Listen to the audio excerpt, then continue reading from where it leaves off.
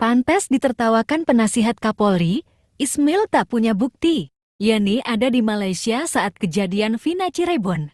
Saksi M. Ismail kini terancam.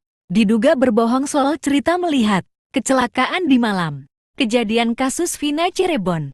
Bahkan Ismail sempat ditertawakan oleh penasihat ahli Kapolri, Irjen Purn Arianto Sutadi, soal ceritanya terkait kasus Vina Cirebon.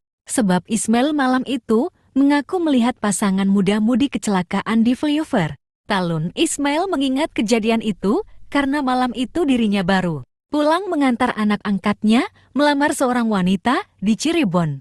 Saat itu, Ismail dan anaknya Purnomo mengaku sebagai orang yang menyaksikan detik-detik kejadian.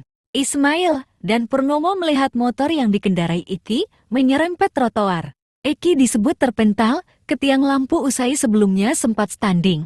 Cerita Ismail itu pun jadi bahan tertawaan Arianto Sutadi. Kemarin Pak Didi menemukan saksi yang melihat bahwa dia Eki standing.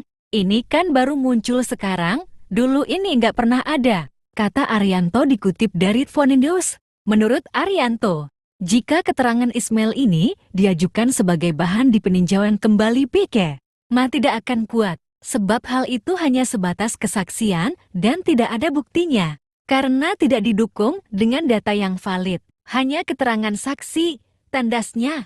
Kini orang yang jadi saksi untuk mendukung kebenaran cerita Ismail dan Purnomo pun justru mengurai fakta berbeda. Saat ditemui Deddy Mulyadi, Yani wanita yang dilamar Purnomo ternyata tidak ada di Cirebon pada 27 Agustus tahun 2016.